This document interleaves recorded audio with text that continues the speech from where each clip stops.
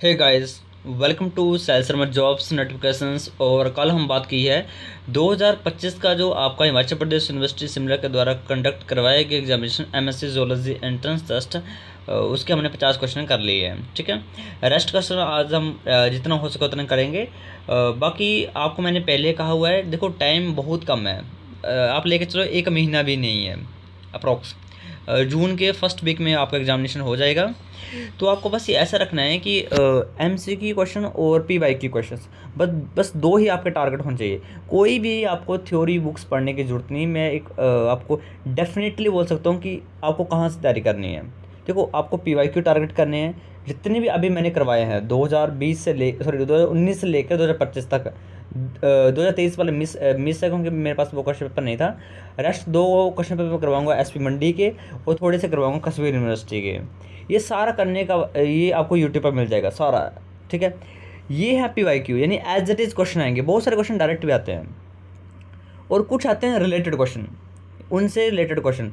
तो अब मैंने ऑलरेडी आपको बताया हुआ है, टोटल 8000 MCQ क्वेश्चन हैं। 4000 मैंने 2025 में बनाए थे और 4000 इस बार बनाए। ये 4000 इस वाले हैं। ठीक है, टोटल यहाँ पर 20 चैप्टर हैं और हर एक चैप्टर के 200 MCQ क्वेश्चन हैं। ठीक है, और देन उसके बाद उसके आंसर किए। तो ये सारा मटेरियल आपको मिलेगा 299 रुपीज़ में। और व्हाट्सएप नंबर मैंने वीडियो के डिस्क्रिप्शन में दिया हुआ, वहाँ से आप डायरेक्ट कॉपी कर लेना। ठीक है, या आप डायरेक्ट मेरे से बात कर सकते हो।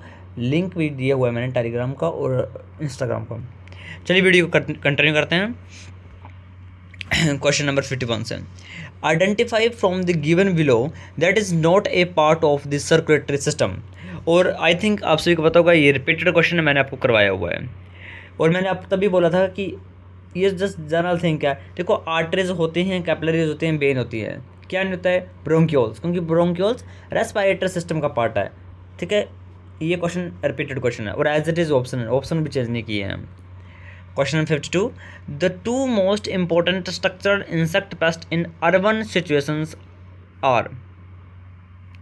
देखो, अर्बन सिचुएशंस यानी बात की जा रही है रूरल की, नहीं की जा रही, बात की जा रही है कि अर्बन की। तो कौन से इंपॉर्टेंट स्ट्रक्चरल इंसेक्ट हैं, इंसेक्ट पेस्ट बोल सकते हैं? Moth, butterflies, spider, scorpions, beetle flies, termites and ants. तो इसका जो राइट आंसर है वो option number D, termites and ants. Question 53, circulatory system is develops from. Circulatory system कहाँ से डेवलप होता है? तो देखो, आप सभी को पता होगा, हमारा जो ब्लड होता है वो एज अ किसकी तरह काम करता है? कनेक्टिव टिश्यू की तरह बात करता है, काम करता, सॉरी बात नहीं करता, काम करता है। अब कनेक्टिव टिश्यू जितने भी होते हैं, मसल्स हो गई, कुछ बोन्स होंगी, ये सभी बनते हैं मेसोडर्म से। ठीक है, कनेक्टिव टिश्यू बने होते हैं मेसोडर्म से, यानी ऑप्शन बी, याद रखना इस बात को। ठीक है, तो 53 का right answer option number B.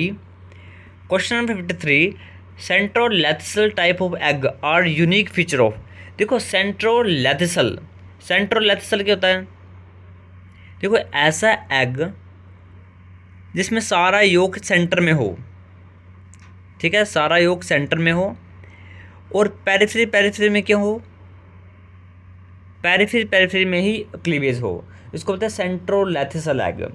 और ये देखो, वर्ड्स में तो होता नहीं, आप सभी को पता है, वर्ड्स में होता है टिलोलैथिसल। मैमल्स का भी, मैमल्स का तो योग होता ही नहीं है, बहुत बहुत ही कम योग होता है मैमल्स में। तो मैमल्स को तो हम ऐसे कट कर सकते हैं।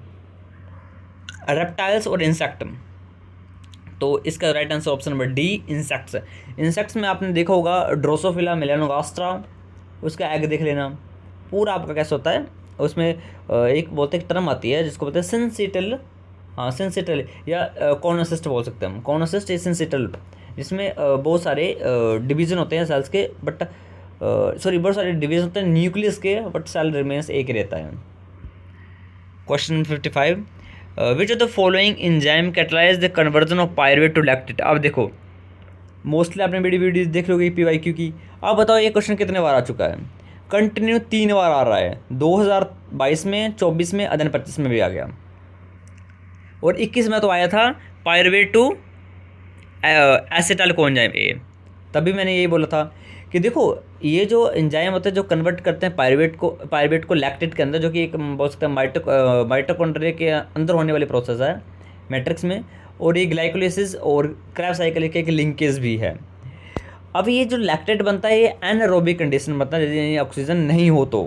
ऑक्सीजन होगी तो क्या होगा, तो ये डायरेक्ट ही पायरुवेट कन्वर्ट हो जाएगा एसिटाइल कोएंजाइम में with the help of enzyme called as pyruvate dehydrogenase complex, जिसमें 3 एंजाइम काम करते हैं। ठीक है, ट्रांस असाइल लिपोलेज होता है, पायरुवेट डिहाइड्रोजन होता है और डी कार्बोक्सिलेज होता है। 3 एंजाइम काम करते हैं, वो आपको पढ़ने की जरूरत नहीं है, बस याद रखना पायरुवेट डिहाइड्रोजनेज कॉम्प्लेक्स। बट जब ऑक्सीजन नहीं है तो हमारा पायरुवेट कन्वर्ट हो जाएगा लैक्टिक एसिड में, लैक्टेट में with the help of enzyme called as lactate dehydrogenase. Repeated question है, ऑप्शन भी एज इट इज उसी फॉर्मेट में दी हुई है, वो भी आगे पीछे नहीं किए हैं। Option C is the right answer. Question 56, if we uncover half of the forest covering the earth what crisis will be produce at most and at first. सबसे पहले क्या होगा बोले, हम फॉरेस्ट को काट देंगे तो rest half forest will be maintain this balance, population ecological imbalance will be rise up, some species will be extincted, energy crisis will be occur. देखो ये तो कभी होगा ही नहीं, कंपनसेशन तो कभी हो ही नहीं सकता है, ये बहुत बड़ी गलत लाइन लिखी हुई है, एज इट इज नेगलेक्ट करो इस लाइन को ही। तो इसको राइट आंसर होगा option number B, population and ecological imbalance will be rise up, option B. Question 57, the advantages of systematics, हाँ the advantages of systematics is that it gives. Systematics क्या देता हमें, पहली टर्म होती है हम पढ़ते हैं taxonomy and systematics. What is systematics, तो सिस्टमेटिक्स में ये सभी टर्म में आ जाएंगे, all of these are the correct statements. Question 52, which of the following organelle is responsible for removing toxicity of cell. देखो आपके अंदर एक ऑर्गन लगा हुआ है जो कि डिटॉक्स कर रहा है, जब आप अल्कोहल कंज्यूम करते हो तो वही ऑर्गन सबसे पहले आता है, डिटॉक्सिफिकेशन ऑफ अल्कोहल, और सबसे पहले इफेक्ट भी उसी को करता है अल्कोहल।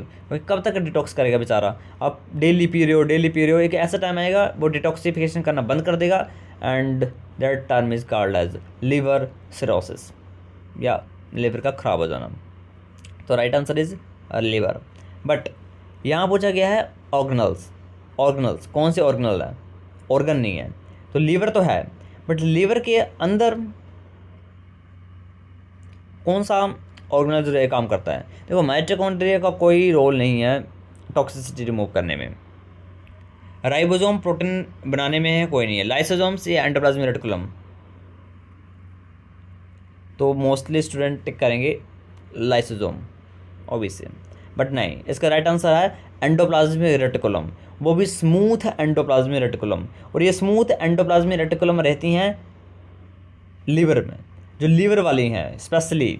टॉक्सिसिटी को कोई भी नॉर्मल एंडोप्लाज्मिक रेटिकुलम रिमूव नहीं कर सकती है, सेल टॉक्सिसिटी को रिमूव जो करेगा वो लीवर की स्मूथ एंडोप्लाज्मिक रेटिकुलम करेंगे, याद रखना, ठीक है। Option D is the right answer. Question 59, osteichthyes belongs to which of the following. ये question as it is repeated question है। अभी देखो कितने क्वेश्चन हमने करवाए हैं और मोस्टली रिपीटेड आ रहे हैं, तभी मैं बोल रहा हूँ कि आपको बस फोकस्ड रहना है PYQs के लिए। अभी बोल रहा हूँ बहुत सारे क्वेश्चन, 50 क्वेश्चन PYQ से ही आएंगे, 50 क्वेश्चन के रिलेटेड क्वेश्चन आएंगे जो मैं ऑलरेडी PDF बना चुका हूँ। बस आपको तैयारी फुल रहनी है आपकी, बस पैनिक नहीं होना है, सोच के आराम से क्वेश्चन अटेम्प्ट करने हैं। अब देखो बोनी फिशेज किस में आते हैं, उस टाइम में मैंने कहा था अग्नाथास नहीं, एम्फीबियंस तो और टेट्रापोडा तो बात अलग है। ऑप्शन सी पाइसेस, बहुत easy. Question number 60, which is the following is renewable energy source. Renewable वो होता है जिसको हम बार बार फर्दर यूज़ कर सकते हैं एज एनर्जी सोर्स। कोल एक टाइप का फॉसिल फ्यूल है, ये तो रिप्लेंच हो रहा है, धीरे धीरे कम हो रहा है, और एक ऐसा टाइम आएगा कोल ख़त्म हो जाएगा, मे बी बहुत सालों बाद, बट हो जाएगा ख़त्म, 113 साल तक रहा है, उसके बाद ख़त्म हो जाएगा। Oil is again non renewable source, because oil का तो क्राइसिस है, सबसे बड़ा दिक्कत ऑयल की तो है। ऑयल तेल नहीं है ये, समझ रहा हूँ, ऑयल मतलब जो हम फॉसिल फ्यूल की बात कर रहे हैं। Natural gas is again a non renewable source, ये भी खत्म होने वाला है। हाँ, हाइड्रो पावर प्लांट्स, जितने भी हाइड्रो हो गए, जितने भी सोलर हो गए, जितने भी विंड हो गए, ये सब आते हैं हमारे पास रिन्यूएबल एनर्जी के अंदर। Option D is the right answer. Question 61, reaction of TCA cycle occur in.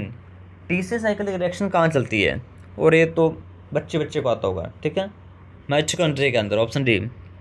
Question number 62, which of the following is the mechanism of passive transport. Passive transport, और मैंने आपको एक्टिव ट्रांसपोर्ट और passive transport अच्छे से करवाया था। Again थोड़ा सा बताता हूँ। एक्टिव ट्रांसपोर्ट में एनर्जी रिक्वायर्ड होती है, energy in the form of ATP या in the form of creatinine monophosphate या NADP पॉजिटिव में भी कोई भी एनर्जी सोर्स हो सकता है। और पैसिव ट्रांसपोर्ट विदाउट एनर्जी होता है, और पैसिव ट्रांसपोर्ट में कोई भी हम बोल सकते हैं मूवमेंट एक ही डायरेक्शन में हो सकती है, higher concentration to the lower concentration. अगर ऑस्मोसिस भी हो रही है तब भी वो higher concentration to lower concentration रहता है according to the water potential.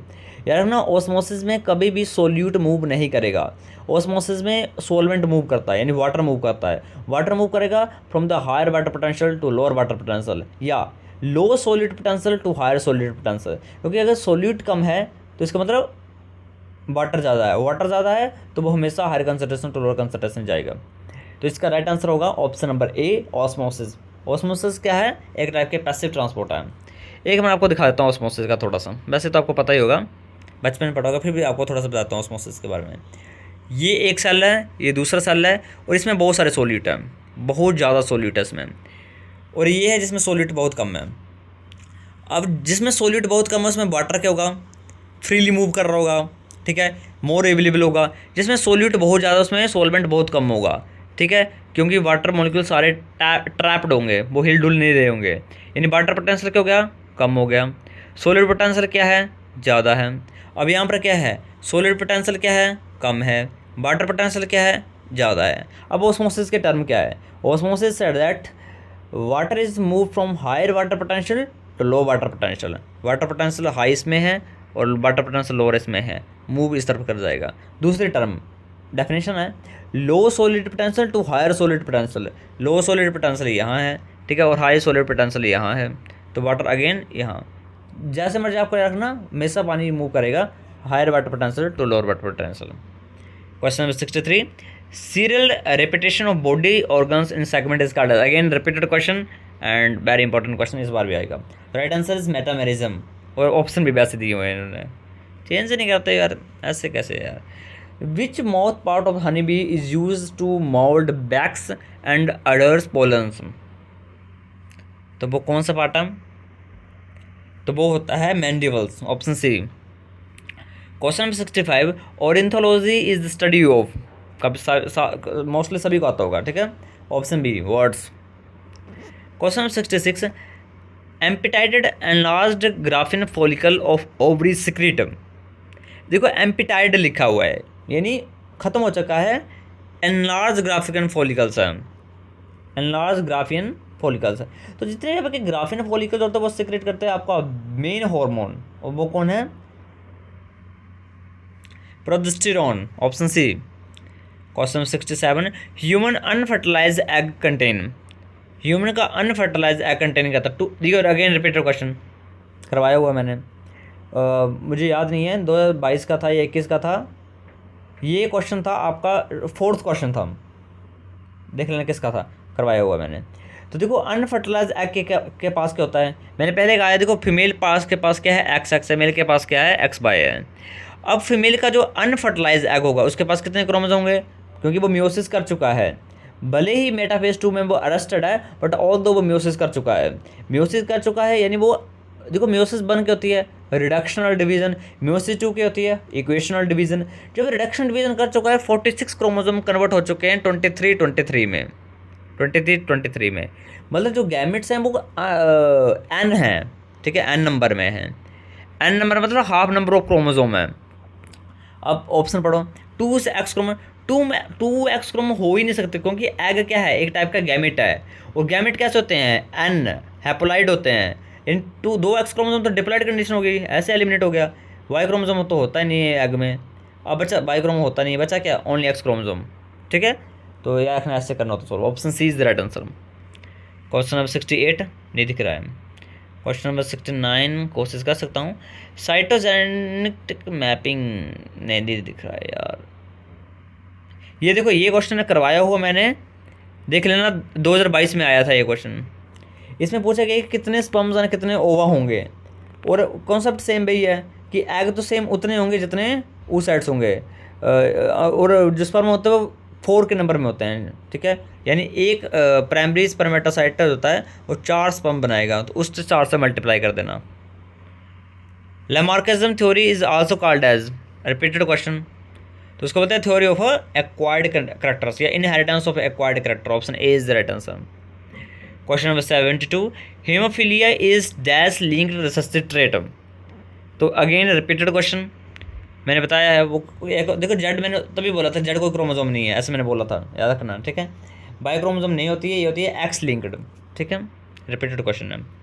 Question 73, choose the correct statement. DNA is hereditary material, बिल्कुल सही बात है।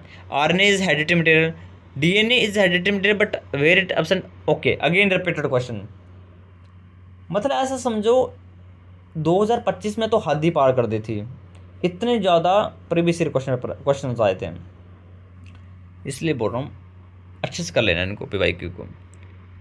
Question 74, 80% of animals on the earth are. तो 80% जो एनिमल्स हैं अर्थ में वो क्या हैं? वो सभी के सभी निमेटोड्स हैं निमेटोड्स हैं।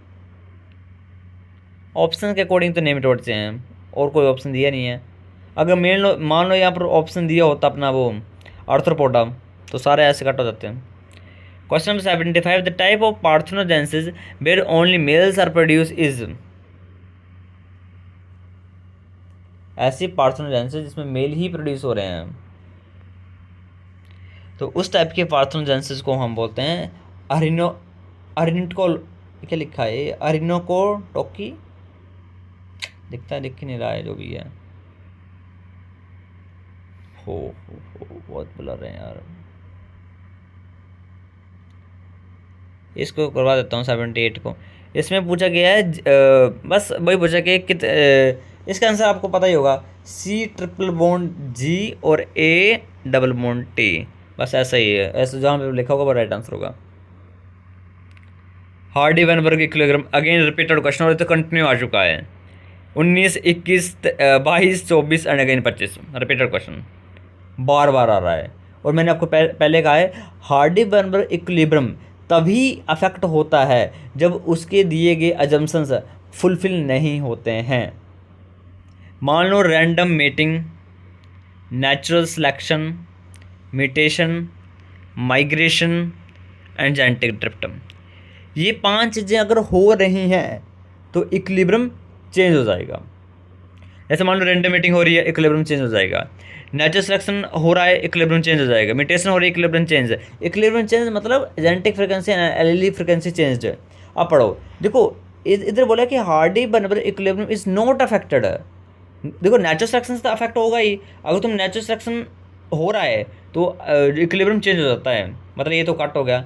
Variation due to the mutations, variations due to the mutations, तो वेरिएशंस ड्यू टू म्यूटेशन, इसमें कोई लिंक नहीं है। तो 79 का जो राइट आंसर है वो है, आप 79 ना, हाँ, right answer is random mating, ठीक है, नॉन रैंडम मेटिंग। अगर मेटिंग रैंडम हो रही है तब इक्विलिब्रियम चेंज नहीं होगा, बस इतना याद रखना बात।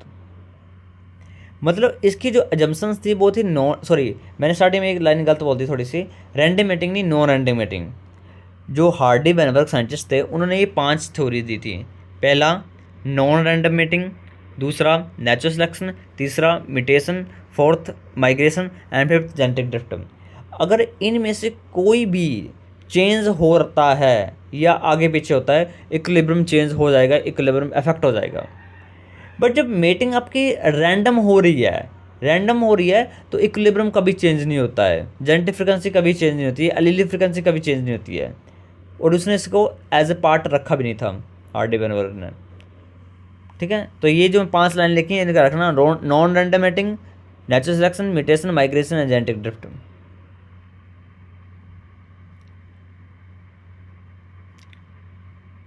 बाकी मैं इनको भेज दूंगा, अगर आप पढ़ पाओ तो पढ़ लेना, हाईली ब्लर हैं, ग्रुप ज्वाइन कर लेना, मैं ग्रुप में भेज दूंगा। रेस्ट 30 क्वेश्चन थोड़ा थोड़ा दिख ही रहा है, ठीक है। Thank you and have a nice day.